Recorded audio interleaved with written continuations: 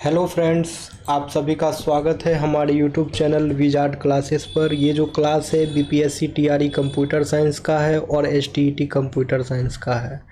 Okay दोस्तों, तो आप सब में से जो भी स्टूडेंट अगर कंप्यूटर टीचर की तैयारी करते हैं तो आप हमारे इस सेशन को देख सकते हैं। ये सेशन जो है आपके लिए फ़ायदेमंद है। ठीक है फ्रेंड्स, इसमें जो है हम लोग एमसीक्यू क्वेश्चन करते हैं और साथ में जो है उसका डिस्कशन भी थोड़ा बहुत कर लेते हैं, क्योंकि डिस्कशन बहुत ज़रूरी होता है। ठीक है, तो स्टार्ट करते हैं सेशन को। तो पहला क्वेश्चन है हमारा, which commands make the updates perform by the transaction permanent in the database. ये डीबीएमएस का क्वेश्चन है और पूछ रहा है कि कौन से कमांड का इस्तेमाल करके जो है जो भी अपडेट्स होते हैं डेटाबेस के द्वारा उस ट्रांजैक्शन को जो है हम लोग परमानेंट करते हैं। ठीक है, ऑप्शन ए है रोल बैक, ऑप्शन बी है कमिट, ऑप्शन सी है ट्रंकेट, ऑप्शन डी है more than one of the above, option E है नन ऑफ द एबव। तो दोस्तों इसका आंसर जो है, इसका आंसर हो जाएगा कमिट। ठीक है, यानी कि कमिट कमांड का यूज करके जो है हम लोग update perform by the transaction permanent in the DBMS. ठीक है, डीबीएमएस में जो भी अपडेट्स होते हैं उस ट्रांजैक्शन को हम लोग परमानेंट करते हैं कमिट कमांड के द्वारा। ठीक है, the command that makes the updates perform by the transaction permanent in the database is commit. ठीक है, वो कमिट कमांड है जिसके द्वारा जो है ट्रांजैक्शन को परमानेंट किया जाता है डेटाबेस में। अब है यहाँ पे, when a transaction is committed all the changes made by the transaction are finalised and become permanent in the database. तो दोस्तों हम लोग ट्रांजैक्शन जैसे ही हम लोगों का कमिट हो जाता है तो कमिट होने के बाद जो है किसी भी तरह का चेंज जो है वो नहीं होता है। ठीक है, और वो ट्रांजैक्शन जो है परमानेंट हो जाता है। This means that the changes are saved and can not be rolled back. इसका मतलब ये हुआ कि इसमें जो भी चेंजेज किए थे ट्रांजैक्शन में वो चेंजेस जो है हमारा सेव हो चुका है। ठीक है, and can not be rolled back, उसको जो है रोल बैक नहीं किया जा सकता unless another transaction is initiated to reverse them. ठीक है, तब तक नहीं किया जा सकता है उसे रोल बैक जब हम लोग कोई अनदर ट्रांजैक्शन इनिशिएट करके उसे रिवर्स नहीं करते हैं। ठीक है, यानी कि कमिट ट्रांजैक्शन का, कमिट कमांड का मतलब ये हो गया कि ट्रांजैक्शन को परमानेंट कर देता है डेटाबेस में। नेक्स्ट क्वेश्चन है हमारा, विच of the following is the basic approach for joining table. ठीक है, ये क्वेश्चन है हमारा, ये क्वेश्चन है which of the following is the basic approach for joining table, यानी कि टेबल को ज्वाइन करने के लिए जो है बेसिक अप्रोच कौन सा होगा। ऑप्शन ए है यूनियन ज्वाइन, ऑप्शन बी है नेचुरल ज्वाइन, ऑप्शन सी है सब क्वेरीज, ऑप्शन डी है more than one of the above, option E है नन ऑफ द एबव। तो दोस्तों इसका आंसर जो है उसका आंसर हो जाएगा मोर than one of the above. इसका आंसर हो जाएगा मोर than one of the above, मतलब कि हमारा तीनों जो है तीनों इसका आंसर होगा। ठीक है, यूनियन ज्वाइन भी होगा, नेचुरल ज्वाइन भी होगा और सब क्यूरीज भी होगा। ठीक है, ये सभी बेसिक अप्रोच होता है टेबल को ज्वाइन करने के लिए। डिटेल एक्सप्लेनेशन इसके डिस्कशन में देखते हैं। Okay, the SQL sub query is a select query that is embedded in the main select statement. ठीक है फ्रेंड्स, तो आप लोग यूनियन ज्वाइन तो समझ गए होंगे, नेचुरल ज्वाइन तो समझ गए होंगे कि ज्वाइनिंग टेबल ज्वाइन करने का एक बेसिक अप्रोच है, लेकिन सब क्वेरीज में बहुत लोगों को कन्फ्यूजन होगा। तो सब क्वेरीज भी देख लीजिए। सब क्वेरी जो है एक सेलेक्ट क्वेरी है जो कि मेन सेलेक्ट स्टेटमेंट के अंदर जो है इम्बेडेड होता है। इन मैनी केसेस ए सब query can be used instead of A join. ठीक है, ज्वाइन के बदले जो है हम लोग मैनी केसेस में, बहुत सारे केसेस में सब क्वेरी का भी इस्तेमाल करते हैं। नेक्स्ट क्वेश्चन है, what is the time complexity of an infix to postfix conversion algorithm. ठीक है, what is the time complexity of an infix to postfix conversion algorithm. ठीक है, टाइम कॉम्प्लेक्सिटी क्या होगा infix to postfix conversion algorithm का। Option है ONN log, option B है ON, option C है ON2, ऑप्शन डी है more than one of the above, option E है नन ऑफ द एबव। तो दोस्तों इसका आंसर जो है वो हो जाएगा ऑप्शन बी ON। इसका आंसर हो जाएगा option B ON। Okay friends, तो देख लीजिए, the time complexity of an infix to postfix conversion algorithm can vary depending upon the implementation. ठीक है, टाइम कॉम्प्लेक्सिटी जो होता है infix to postfix conversion algorithm का, वो जो है वेरी करता है। ठीक है, depending upon the implementation, implementation पर जो है दोस्तों वो वेरी करता है। How ever a common approach, हालांकि एक कॉमन अप्रोच जो है such as using the shunting yard algorithm, ठीक है। कॉमन अप्रोच जो है शंटिंग यार्ड एल्गोरिदम का typically has a time complexity of ON, उसके पास जो है टाइम कॉम्प्लेक्सिटी ON होता है, जहाँ पे n is the number of character है जो कि ऑपरेंड, ऑपरेटर और पैरेंथेसिस हो सकता है इन फिक्स एक्सप्रेशन में। ठीक है, इसलिए जो इसका आंसर है ON होगा। ओके, नेक्स्ट है which of the following is the advantage of the array data structure. यहाँ पे पूछ रहा है एरे डाटा स्ट्रक्चर का जो है एडवांटेज क्या होगा। पहला है elements of mixed data type can be stored, mix type के elements data mixed elements of mix data type को कैन बी स्टोर्ड। ठीक है, मिक्स डेटा टाइप एलिमेंट को हम लोग स्टोर कर सकते हैं इसमें। ऑप्शन बी है easier to access the element in array, क्या एरे में जो है एलिमेंट का एक्सेस करना जो है ईजी है। Index of the element start from 1, क्या इन एलिमेंट का इंडेक्स है 1 से स्टार्ट होता है। ऑप्शन डी है more than one of the above, option E है नन ऑफ द एबव।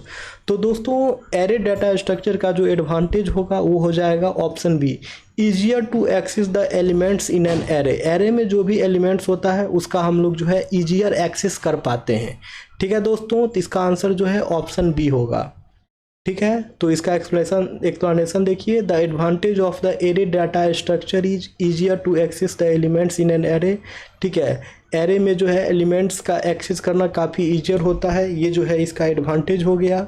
अब है arrays provide direct access to element based on their indices. Arrays जो है डायरेक्ट एक्सेस प्रोवाइड करता है एलिमेंट को उसके इंडाइसेस के बेसिस पे, which makes accessing elements in an array more efficient compared to other data structure where elements may need to be traversed or searched for।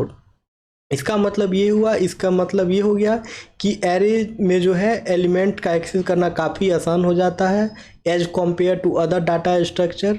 ठीक है, जहाँ पे एलिमेंट्स को जो है ट्रेवर्स किया जाता है, ठीक है, या फिर सर्च किया जाता है। इस कारण से जो है एरे जो है काफ़ी डायरेक्ट एरेज में जो है डायरेक्ट एक्सेस हो जाता है, इसलिए जो है काफ़ी ईजियर है।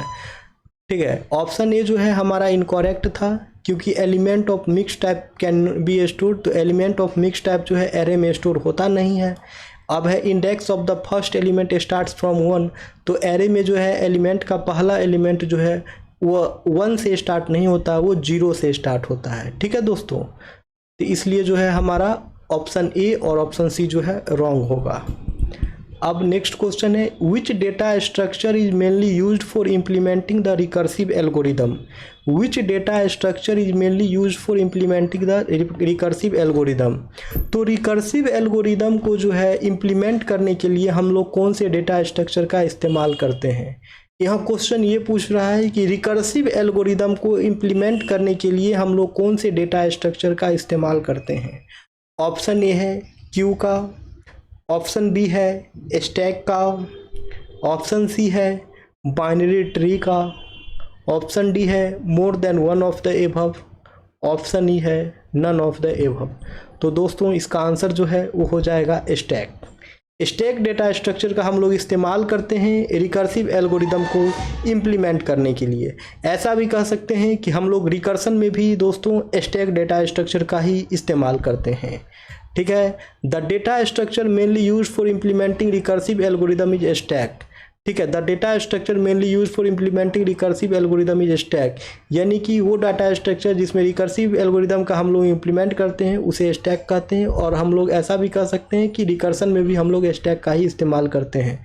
अब आइए जानते हैं कि स्टैक क्या होता है। तो दोस्तों कंप्यूटर साइंस में जो है स्टैक जो है एक एब्स्ट्रैक्ट डेटा टाइप है। कंप्यूटर साइंस में दोस्तों डेटा स्ट्रक्चर में दोस्तों स्टैक जो है एक एब्स्ट्रैक्ट डेटा टाइप है that serves as a collection of elements with two main principle operation. ठीक है, जो कि सर्व करता है कलेक्शन ऑफ एलिमेंट को with two main principle operation. तो दोस्तों हमारा स्टैक जो है डेटा स्ट्रक्चर का इसका जो है टू मेन प्रिंसिपल होता है, पहला है पुश और दूसरा है पॉप।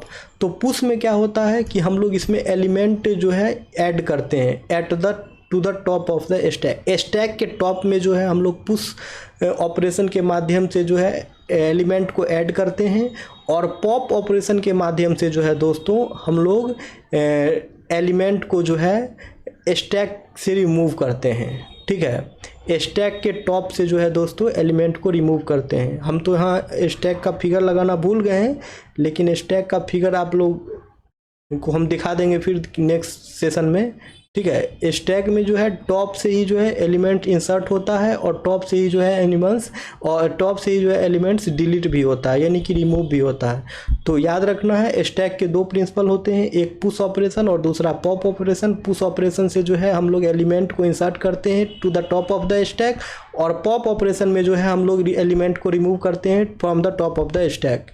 अब है stack operates on the based on the last in first out LIFO principle, और हमारा स्टैक जो है वो लिफो प्रिंसिपल पे काम करता है, यानी कि लास्ट इन फर्स्ट आउट, जो एलिमेंट को लास्ट में इंटर करेंगे वही एलिमेंट जो है फर्स्ट में रिमूव होगा, ठीक है। Meaning that the last element added to the stack will be the first one to be remove.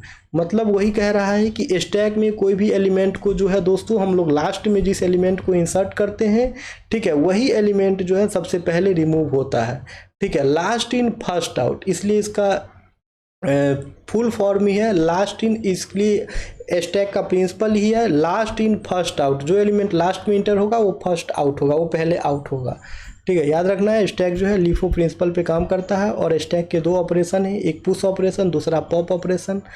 अब है stacks are commonly used in various algorithms and application including function call management, recursion, expression evaluation like infix to postfix conversion, parsing, backtracking, memory management and more. तो दोस्तों stack का जो हम लोग use करते हैं various algorithm और various application में, उसका कुछ एग्जांपल दिया है, ठीक है। तो स्टैक का यूज है दोस्तों हम लोग रिकर्सन में भी करते हैं, ठीक है, फंक्शन कॉल में भी करते हैं, एक्सप्रेशन इवेल्युएशन में भी करते हैं। जैसे कि हमें infix to postfix conversion करना हो तो वहाँ भी स्टैक इस्तेमाल होता है। जैसे कि हमें infix to postfix conversion करना हो तो वहाँ भी जो है स्टैक का इस्तेमाल होता है। पार्सिंग में, बैक ट्रैकिंग में, मेमोरी मैनेजमेंट में, इन सभी में जो है दोस्तों हम लोग स्टैक डाटा स्ट्रक्चर का इस्तेमाल करते हैं। याद रखना है parsing, backtracking, recursion, infix to postfix conversion, इन सभी में स्टैक का इस्तेमाल किया जाता है, ठीक है। Stack can be implemented using various underlying data structure such as array और लिंक लिस्ट। और स्टैक को जो है हम लोग वेरियस डेटा स्ट्रक्चर के माध्यम से इम्प्लीमेंट कर सकते हैं, जैसे कि एरे हो गया, लिंक लिस्ट हो गया। अच्छा स्टैक का देखिए दोस्तों हम फिगर भी लगाए हुए थे, वहाँ पे नहीं था लेकिन फिगर है, तो देख लीजिए स्टैक का जो दो ऑपरेशन था, एक पुश ऑपरेशन और दूसरा पॉप ऑपरेशन। पुश ऑपरेशन क्या करता है, स्टैक के टॉप से जो है एलिमेंट को इंसर्ट करता है, ठीक है दोस्तों, और पॉप ऑपरेशन क्या करता है, स्टैक के टॉप से जो है एलिमेंट को रिमूव करता है, ठीक है। यही है हमारा स्टैक डाटा स्ट्रक्चर, और ये जो है लीफो पे काम करता है, last in first out principle पे, ठीक है। और इसके दो ऑपरेशन होते हैं, पुश ऑपरेशन और pop operation. Push operation element को इंसर्ट करने के लिए, और पॉप ऑपरेशन जो है एलिमेंट्स को रिमूव करने के लिए, ठीक है दोस्तों। अब आते हैं नेक्स्ट क्वेश्चन पे। डिस्कशन बहुत हो गया स्टैक के बारे में। अब है which of the following is true about the having clause. Which of the following is true about the having clause. Having clause के बारे में है जो है इनमें से कौन सा स्टेटमेंट जो है सही है। ऑप्शन ए है similar to where clause but is used for columns rather than group. पहला ऑप्शन कह रहा है कि हैविंग क्लॉज जो है वेयर क्लॉज के तरह ही सिमिलर है, लेकिन इसका इस्तेमाल जो है हम लोग कॉलम्स के लिए ना करके ग्रुप के लिए करते हैं। दूसरा है कि हैविंग क्लॉज जो है वेयर क्लॉज के ही तरह सिमिलर है, लेकिन इसका इस्तेमाल जो है हम लोग रोज के लिए करते हैं, ना कि कॉलम के लिए। तीसरा है हैविंग क्लॉज जो है वेयर क्लॉज की तरह ही सिमिलर है, लेकिन used for groups rather than rows. इसका इस्तेमाल जो है हम लोग ग्रुप्स के लिए करते हैं, ना कि रोज के लिए। तो दोस्तों आइए देखते हैं कि हैविंग क्लॉज के बारे में इनमें से कौन सा स्टेटमेंट जो सही है। तो हैविंग क्लॉज के बारे में जो है दोस्तों स्टेटमेंट जो सही है वो हमारा है स्टेटमेंट सी, यानी कि हैविंग क्लॉज जो है वेयर क्लॉज के तरह ही सिमिलर है but is used for groups rather than rows. लेकिन हैविंग क्लॉज का इस्तेमाल जो है दोस्तों हम लोग ग्रुप के लिए करते हैं, ना कि रोज के लिए, ठीक है दोस्तों। हैविंग क्लॉज जो है हमारा वेयर क्लॉज की तरह ही सिमिलर है, लेकिन हैविंग क्लॉज का इस्तेमाल जो है हम लोग ग्रुप के लिए करते हैं, ना कि रोज के लिए। ओके फ्रेंड्स, ठीक है फ्रेंड्स, तो क्लियर हो ही चुका है ये। अब इसका देख लीजिए, the having clause in SQL is similar to the where clause but is used for groups rather than individual rows.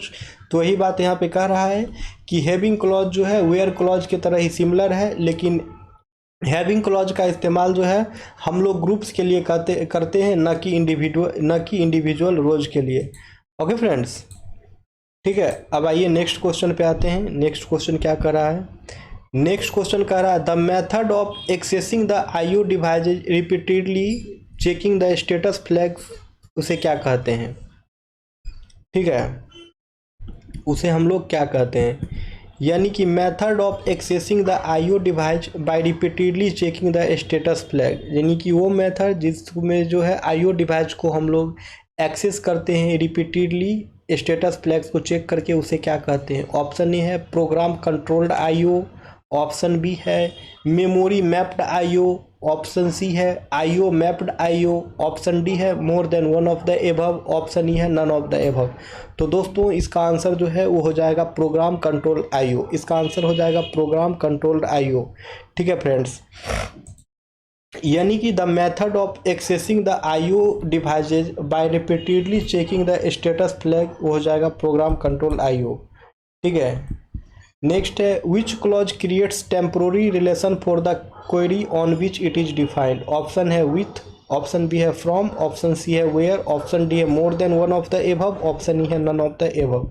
तो दोस्तों इसका आंसर हो जाएगा with clause. With clause creates temporary relation for the query on which it is defined. ठीक है, with clause creates temporary relation, यानी कि with clause जो है वो टेम्पोररी रिलेशन को क्रिएट करता है क्वेरी के लिए on which it is defined, जहाँ उसे डिफाइन किया जाता है। ठीक है, the correct answer is with clause. The with clause in SQL creates a temporary relation for the query on which it is defined. तो हमारा जो विथ क्लॉज जो है ये टेम्पोररी रिलेशन क्रिएट करता है एसक्यूएल में। ठीक है, नेक्स्ट है the SQL statement select around 65.726 -1 from dual prints, ये क्या प्रिंट करेगा? ऑप्शन ए है 70, ऑप्शन बी है गार्बेज, ऑप्शन सी है 726, ऑप्शन डी है more than one of the above, option E है नन ऑफ द एबव। तो दोस्तों ये जो प्रिंट करेगा वो प्रिंट करेगा 70। ठीक है, the SQL statement select around 65.726 -1 from dual जो है ये प्रिंट करेगा 70 को। ठीक है दोस्तों, नेक्स्ट है which of the following is not constant in SQL. Which of the following is not constant in SQL, ये जो ऑप्शन दिए गए हैं इन सभी में से जो है कौन सा ऑप्शन जो है एसक्यूएल में कांस्टेंट नहीं है? ऑप्शन है प्राइमरी की, ऑप्शन बी है नोट नल, ऑप्शन सी है यूनियन, ऑप्शन डी है more than one of the above, option E है नन ऑफ द एबव। तो दोस्तों इसमें से जो है एसक्यूएल कांस्टेंट जो नहीं है वो हो जाएगा यूनियन। यूनियन जो है हमारा वो एसक्यूएल कांस्टेंट नहीं है। ठीक है फ्रेंड्स, बाकी प्राइमरी की, नोट नल ये दोनों के दोनों जो है एसक्यूएल कांस्टेंट है। प्राइमरी की और नोट नल ये दोनों के दोनों जो हैं हमारे एसक्यूएल कांस्टेंट हैं, लेकिन यूनियन जो है एसक्यूएल कांस्टेंट नहीं है। ठीक है दोस्तों, in SQL primary key and not null are both constant used to enforce data integrity rules on columns in a table. ठीक है, तो एसक्यूएल में हमारा जो है प्राइमरी की और नोट नल जो है ये दोनों के दोनों कांस्टेंट हैं, जो कि डेटा इंटीग्रिटी रूल्स को इन्फॉर्म्स करता है टेबल के कॉलम्स को। ठीक है friends, however union is not a constant. Union जो है हमारा वो कांस्टेंट नहीं है एसक्यूएल में। यूनियन जो ए है एक ऑपरेटर है use to combine the result of two और मोर सेलेक्ट क्यूरीज। ठीक है, यूनियन जो है एसक्यूएल में एक ऑपरेटर है जो दो और दो से ज़्यादा सेलेक्ट क्यूरीज को जो है कंबाइन करता है। नेक्स्ट है which of the following is not a valid aggregate function. Which of the following is not a valid aggregate function, इन सभी में से जो है दोस्तों इन सभी ऑप्शंस में से कौन सा ऑप्शन जो है वैलिड एग्रीगेट फंक्शन नहीं है? ऑप्शन ए है काउंट, ऑप्शन बी है कंप्यूट, ऑप्शन सी है सम, ऑप्शन डी है more than one of the above, option E है नन ऑफ द एबव। तो दोस्तों हमारा वैलिड एग्रीगेट फंक्शन नहीं है, वो हो जाएगा कंप्यूट। ठीक है, इसमें से जो है दोस्तों कंप्यूट जो है वो हमारा वैलिड एग्रीगेट फंक्शन नहीं है। ऑप्शन बी कंप्यूट ये हमारा वैलिड एग्रीगेट फंक्शन नहीं है। बाकी सम, काउंट, एवरेज ये सभी के सभी जो है हमारे वैलिड एग्रीगेट फंक्शन होते हैं। ठीक है, तो डिस्कशन देखिए इसका। In SQL count, sum and various other aggregate function are use to perform calculation on a set of values and return a single value. तो एसक्यूएल में जो होते हैं काउंट, सम, एवरेज और अदर वेरियस एग्रीगेट फंक्शन होते हैं जिसका इस्तेमाल जो है कैलकुलेशन के लिए किया जाता है on a set of rules पे, सेट ऑफ वैल्यूज पे, ताकि वो रिटर्न करे सिंगल वैल्यू को। However compute is not a standard SQL aggregate function. हालांकि कंप्यूट जो है दोस्तों ये जो हमारा कंप्यूट है ये valid need standard SQL aggregate function है नहीं।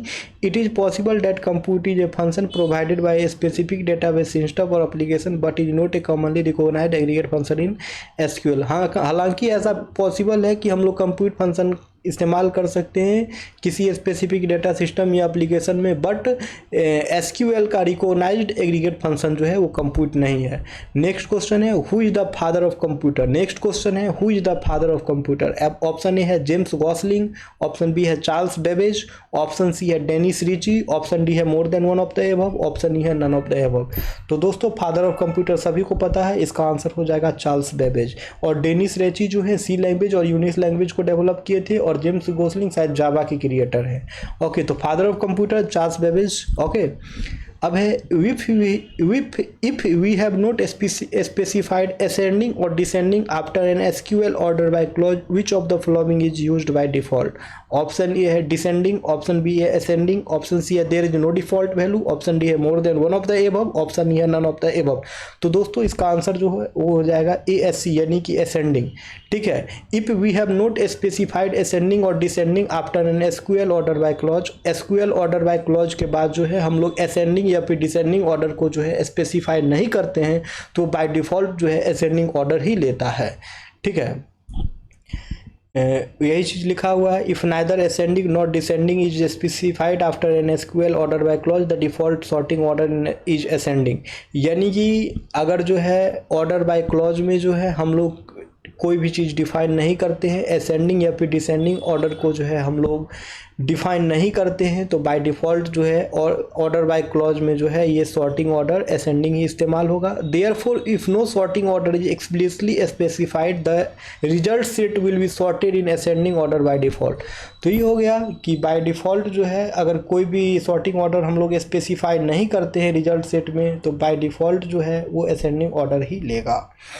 ठीक है फ्रेंड्स, नेक्स्ट है इन IA32 architecture along with the general flags which of the following conditional flag is provided। तो IA32 architecture with general flags में कौन से कंडीशनल फ्लैग जो है प्रोवाइड किया जाता है। ऑप्शन ए है TF, ऑप्शन बी है IOPL, ऑप्शन सी है IF, ऑप्शन डी है more than one of the above, option E है नन ऑफ द एबव। तो दोस्तों इसका आंसर जो है ये तीनों हो जाएगा ABC, इसलिए इसका answer more than one of the above होगा। यानी कि इन IA32 architecture along with the general flag conditional flag जो प्रोवाइड होता है IA32 आर्किटेक्चर में जनरल फ्लैग के साथ, वो हो जाएगा TF, IOPL और IF। ठीक है, the IA architecture also known as the X86 architecture. तो IA32 आर्किटेक्चर जो है उसे हम लोग X86 आर्किटेक्चर्स के नाम से भी जानते हैं। It is a widely used computer architecture that form the basis for most of the modern desktop and server processor. तो ये जो है वाइडली यूज्ड कंप्यूटर आर्किटेक्चर है जिसका इस्तेमाल जो है हम लोग मॉडर्न डेस्कटॉप और सर्वर प्रोसेसर में करते हैं। In addition to the general flags which are used for various purposes, they are several conditional flag provided in the IO32 architecture. Simple सा बात समझिए कि IO32 आर्किटेक्चर जो है दोस्तों वो हमारे सेवरल कंडीशनल फ्लैग्स में जो है प्रोवाइड होते हैं। ठीक है, they are several conditional flags provided in the IA32 architecture. यानी कि IA32 आर्किटेक्चर में जो है दोस्तों बहुत सारे कंडीशनल फ्लैग्स भी प्रोवाइड किए जाते हैं।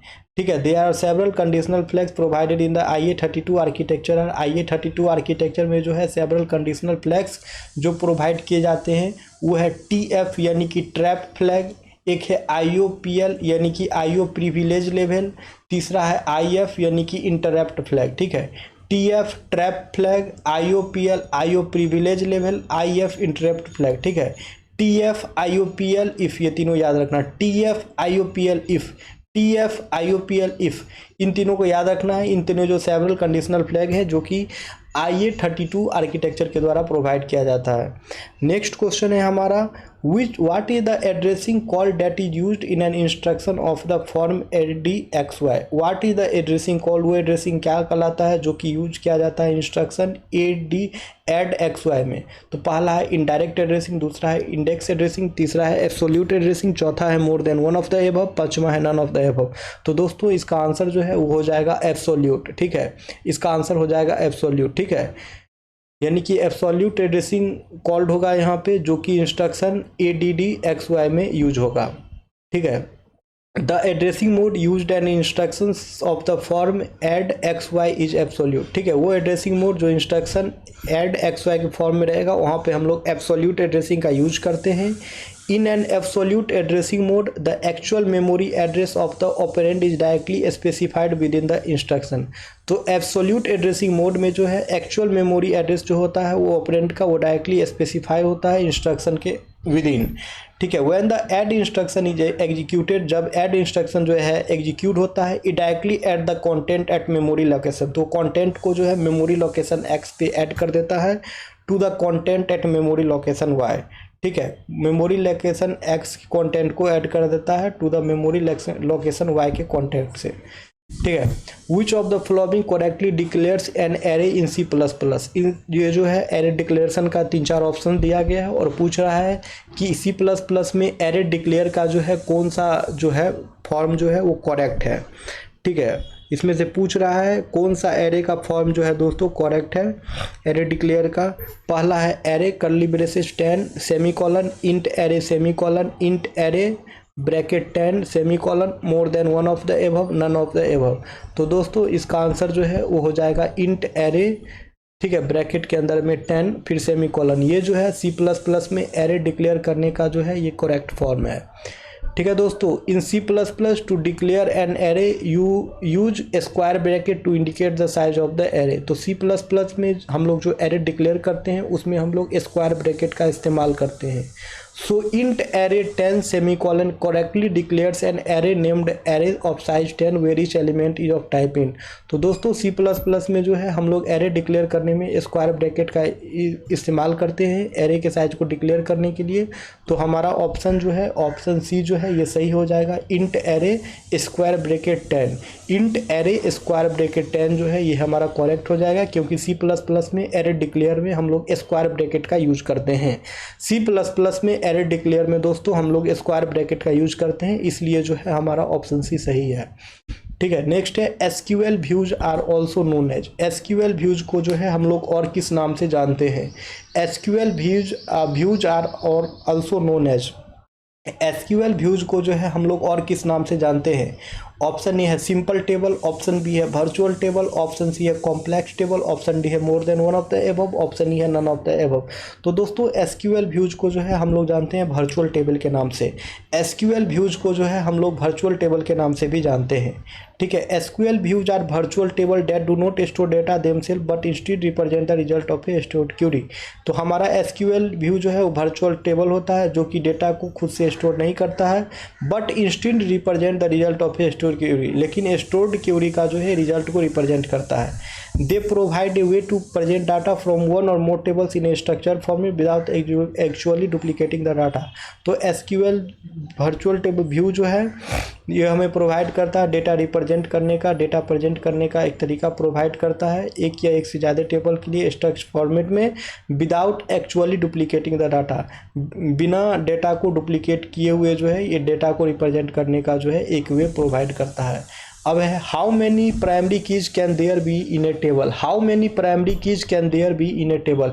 एक टेबल में जो है कितने प्राइमरी की हो सकते हैं। Option A only 1, option B only 2, option C depends on number of columns, option D more than one of the above, option E none of the above.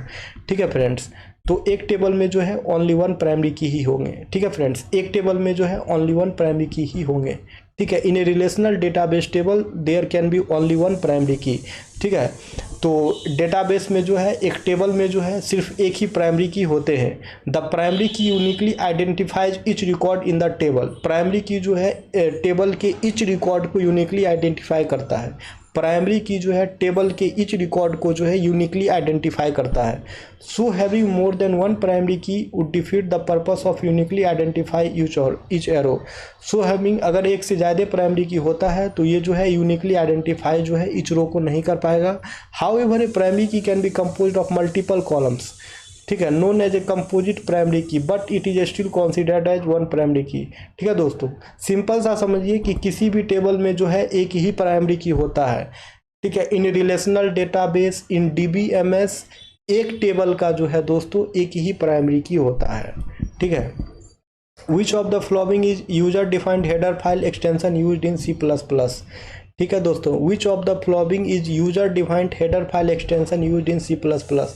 अब यहाँ पे क्वेश्चन कह रहा है बताइए सी प्लस प्लस में जो है इन सभी में से जो है कौन सा ऑप्शन है जो user defined header file extension है। ऑप्शन ए है HG, ऑप्शन बी है CPP, ऑप्शन सी है H, option D more than one of the above, option E none of the above. तो दोस्तों इसका आंसर जो है वो हो जाएगा ऑप्शन सी H। ठीक है, H जो है एक user defined header file extension है सी प्लस प्लस में। ऑप्शन सी H जो है दोस्तों ये जो है एक user defined header file extension है सी प्लस प्लस में। ठीक है दोस्तों, in C plus plus user defined header file typically have the extension .h। C plus plus में जो है यूजर डिफाइंड हेडर फाइल का जो है दोस्तों एक्सटेंशन जो है .h होता है। These header files content declarations of classes, function, variables and other symbols that can be used in multiple source files within a C plus plus project. ठीक है दोस्तों, तो ये हमारा .h हेडर फाइल जो है दोस्तों ये जो है these header file contents declaration of classes, ये जो हमारा सी प्लस प्लस में जो .h user defined header file है ये जो है डिक्लेरेशन ऑफ क्लास को कंटेंट करता है, फंक्शन को कंटेंट करता है, वेरिएबल को कंटेंट करता है और अदर सिंबल को कंटेंट करता है। ठीक है, नेक्स्ट है the most common addressing technique employed by A CPU is. The most common addressing technique employed by A CPU is.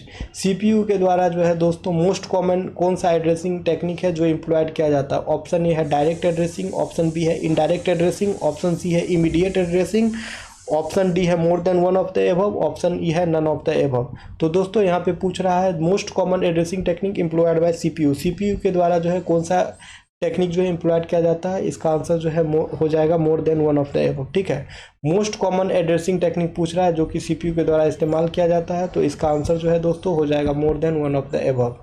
ठीक है दोस्तों, अच्छा डिस्कशन में इसी का ले लिया है, कोई बात नहीं। नेक्स्ट क्वेश्चन पे आते हैं। What will happen if the following C++ statement is compiled and executed? int pointer is equal to null, delete ptr। ठीक है, क्या होगा जब हम इस C++ स्टेटमेंट को जो है कंपाइल करेंगे और एग्जीक्यूट करेंगे। तो ऑप्शन ए है the program is not semantically correct, program जो है सिमेंटिकली करेक्ट नहीं है। The program is compiled and executed successfully, program जो है कंपाइल्ड है और एग्जीक्यूट भी सक्सेसफुली कर जाएगा। The programs gives a compile time error, program जो है कंपाइल टाइम एरर देगा। Option D more than one of the above, option E none of the above. तो दोस्तों इसका आंसर जो है वो हो जाएगा option B, program is compiled and executed successfully. यानी कि इस C++ स्टेटमेंट को जो है हम लोग कंपाइल करेंगे और एग्जीक्यूट करेंगे तो प्रोग्राम जो है कंपाइल भी हो जाएगा और एग्जीक्यूट भी सक्सेसफुली हो जाएगा। ठीक है, इसका एक्सप्लेनेशन देखिए। Deleting a null pointer has no effect in C++। में जो है दोस्तों हम लोग नल पॉइंटर को जो है अगर डिलीट भी करते हैं तो इसका कोई इफेक्ट होता नहीं है। ठीक है, so it won't cause a run time error और crash the program but is still incorrect user of the delete operator. लेकिन ये जो है कोई रन टाइम एरर प्रोवाइड नहीं करेगा, ना ही ये प्रोग्राम को क्रैश करेगा। हालांकि ये जो है इनकरेक्ट यूजेज है डिलीट ऑपरेशन का। ठीक है, नेक्स्ट है in various devices which are use to overcome the difference in data transfer speed. ठीक है, in various devices which are use to overcome the difference in data transfer speed, यानी कि various devices में जो है किसका इस्तेमाल करके जो है दोस्तों हम लोग डेटा ट्रांसफ़र स्पीड को जो है डेटा ट्रांसफ़र स्पीड के जो डिफरेंस है उसको हम लोग ओवरकम कर सकते हैं। ऑप्शन ए है मल्टीपल बस का यूज करके, ऑप्शन बी है बफर रजिस्टर का यूज करके, ऑप्शन सी है स्पीड इन्हांसिंग सर्किटरीज का यूज करके, ऑप्शन डी है more than one of the above का, ऑप्शन ई है नन ऑफ द एबव का। ठीक है दोस्तों, तो इसका आंसर जो है हो जाएगा बफर रजिस्टर। ठीक है, in various devices buffer register are use to overcome the difference in data transfer speed. ठीक है, मतलब कि बहुत सारे डिवाइसेज में जो है दोस्तों जहाँ पे डेटा ट्रांसफर स्पीड में जो डिफरेंस क्रिएट हो जाता है उस डिफरेंस को जो है हम लोग बफर रजिस्टर का यूज करके जो है ओवरकम कर सकते हैं। ठीक है दोस्तों, तो इसका आंसर हो जाएगा बफर रजिस्टर। तो बफर रजिस्टर के बारे में थोड़ा हम लोग देखते हैं। Buffer register are commonly used in devices to overcome differences in data transfer speed. तो बफर ट्रांसफर का हम लोग दोस्तों कॉमनली यूज ही करते हैं डेटा ट्रांसफर स्पीड में जो डिफरेंस रहता है उसको ओवरकम करने के लिए। ठीक है, डेटा ट्रांसफ़र का जो स्पीड में डिफरेंस रहता है उसको ओवरकम करने के लिए जो है हम लोग बफर रजिस्टर का यूज करते हैं। They temporarily store data when there is difference in the rate of data production and consumption. ठीक है, ये जो बफर रजिस्टर है वो जो है टेम्पोरली डेटा को स्टोर कर लेता है जब कहीं पे डेटा में जो है डेटा ट्रांसफ़र स्पीड में जो है डिफरेंस रहता है। तो allowing the sender and receiver to operate at their own speed without logging data, और ये जो है सेंडर और रिसीवर को अलाउ करता है कि आप जो है डेटा को अपने स्पीड से जो है सेंड और रिसीव कर सकते हैं बिना डेटा को लॉस्ट किए हुए। नेक्स्ट क्वेश्चन है, what do we use to extend the connectivity of the processor bus. What do we use to extend the connectivity of the processor bus, यानी कि प्रोसेसर बस के कनेक्टिविटी को इंक्रीज करने के लिए जो है हम लोग किसका इस्तेमाल करते हैं। ऑप्शन ए है PCI बस का, ऑप्शन बी है मल्टीपल बस का, ऑप्शन सी है SCSI बस का, ऑप्शन डी है more than one of the above, option E है नन ऑफ द एबव। तो दोस्तों प्रोसेसर बस के कनेक्टिविटी को एक्सटेंड करने के लिए जो है हम लोग PCI बस का यूज करते हैं। ठीक है फ्रेंड्स, प्रोसेसर बस के कनेक्टिविटी को एक्सटेंड करने के लिए जो है हम लोग PCI बस का इस्तेमाल करते हैं। PCI का फुल फॉर्म होता है पेरिफेरल कंपोनेंट इंटरकनेक्ट। PCI का फुल फॉर्म होता है पेरिफेरल कंपोनेंट इंटरकनेक्ट। ठीक है, तो पेरिफेरल कंपोनेंट इंटरकनेक्ट बस जो है एक कॉमनली यूज्ड बस है to extend the connectivity of the processor bus in computer system. Computer system के प्रोसेसर बस को एक्सटेंड करने के लिए जो है दोस्तों PCI का हम लोग कॉमनली यूज करते हैं, PCI बस का। और PCI बस जो है इसका फुल फॉर्म ही पेरिफेरल कंपोनेंट इंटरकनेक्ट। ठीक है, it allows additional devices such a expansion card to be connected to the system providing an efficient way to expand the capabilities of the system. और हमारा जो PCI बस है दोस्तों, ये जो है एडिशनल डिवाइस एक्सपेंशन कार्ड को कनेक्ट करने के लिए सिस्टम में अलाउ करता है। ठीक है, और एफिशिएंट वे प्रोवाइड करता है सिस्टम की कैपेबिलिटीज़ को इन्हांस करने के लिए। ठीक है, तो हम लोग जो है कनेक्टिविटी ऑफ प्रोसेसर बस के कनेक्टिविटी को एक्सटेंड करने के लिए जो है हम लोग PCI बस का यूज करते हैं। और PCI बस का फुल फॉर्म होता है पेरिफेरल कंपोनेंट इंटरकनेक्ट। ओके, अब है in memory mapped IO। Memory mapped IO में क्या होता है वो पूछ रहा है।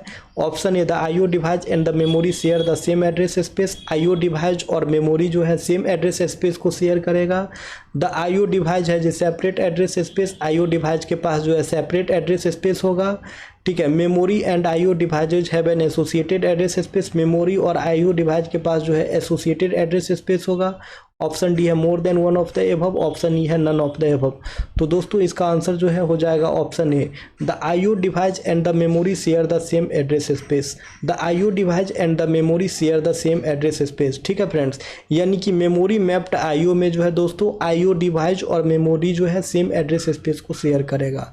मेमोरी मैप्ड IO में जो है दोस्तों IO डिवाइस और मेमोरी जो है सेम एड्रेस स्पेस को शेयर करेगा। ठीक है, in memory mapped IO both the memory and IO device share the same address space. यही बात है कि मेमोरी मैप्ड IO में जो है दोस्तों मेमोरी और इनपुट आउटपुट डिवाइस जो है वो सेम एड्रेस स्पेस को शेयर करेगा। This means that IO devices are exist using memory mapped addresses allowing them to be treated as if they were memory location। इसका मतलब ये हुआ कि इनपुट डिवाइस यूज को जो है ये एक्सेस करने देता है मेमोरी मैप्ड एड्रेस के थ्रू, अलाउ करता है, ट्रीट करता है they were memory location. Okay, this simplifies the programming interface and allows for more efficient communication between the CPU and IO device. Okay, तो ये मेमोरी मैप्ड IO जो है दोस्तों इनपुट डिवाइस और मेमोरी के बीच में जो है सेम एड्रेस स्पेस को शेयर करता है। नेक्स्ट है which of the following is not a valid variable name in most programming language. ये जो ऑप्शंस दिए गए हैं इन सभी ऑप्शन से जो है पूछ रहा है बताइए कौन जो है वैलिड वेरिएबल नेम नहीं होता है मोस्ट प्रोग्रामिंग लैंग्वेज में। ऑप्शन है माई वेरिएबल, ऑप्शन है 1 2 3 वेरिएबल, ऑप्शन सी है अंडरस्कोर माई वेरिएबल, ऑप्शन डी है more than one of the above, option E है नन ऑफ द एबव। तो दोस्तों इसका आंसर जो है वो हो जाएगा आपका 1 2 3 वेरिएबल। इसका आंसर हो जाएगा ऑप्शन बी 1 2 3 वेरिएबल, यानी कि 1 2 3 वेरिएबल जो है दोस्तों ये जो है वैलिड वेरिएबल नेम नहीं है मोस्ट प्रोग्रामिंग लैंग्वेजेज में। ओके, क्यों नहीं है वो देखते हैं। Variable names typically can not start with A digit in most programming language. तो ज़्यादातर प्रोग्रामिंग लैंग्वेजेज में जो है वेरिएबल लैंग्वेज जो है वो डिजिट से स्टार्ट होता नहीं है, और यहाँ जो ये डिजिट से स्टार्ट है वेरिएबल नेम, इसलिए जो है ये वैलिड वेरिएबल नेम नहीं है। हालांकि अंडरस्कोर से भी स्टार्ट होता है, सिंबल से स्टार्ट हो जाता है, लेकिन डिजिट से स्टार्ट नहीं होता है। ठीक है, they must usually start with a letter और अंडरस्कोर। उसका इस्तेमाल जो है लेटर या फिर अंडरस्कोर से जो है उस वेरिएबल नेम को हम लोग स्टार्ट कर सकते हैं। Therefore 1 2 3 variable is not a valid variable name in most programming languages. ठीक है, इसलिए जो है हमारा 1 to 3 वेरिएबल नेम जो है वो वैलिड वेरिएबल नेम नहीं है मोस्ट प्रोग्रामिंग लैंग्वेज में। क्यों नहीं है? क्योंकि वेरिएबल नेम जो है वो डिजिट से स्टार्ट नहीं होता है, ये लेटर अंडर स्कोर से स्टार्ट हो सकता है। ठीक है, the other option my variable and underscore my variable are valid variables name as they start with a letter and then underscore. ठीक है, तो हमारा ऑप्शन ए और ऑप्शन बी जो है हमारा वैलिड वेरिएबल नेम है।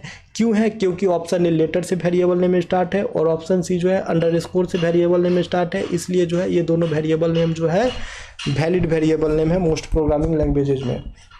Next question है, secondary memory is the long term store for programs and data while main memory holds program and data currently in use. What kind of organisation is this? Secondary memory is the long-term store for programs and data while main memory holds program and data currently in use. What kind of organization is this? ठीक है दोस्तों, यहाँ पे secondary memory और primary memory के बारे में question पूछ रहा है।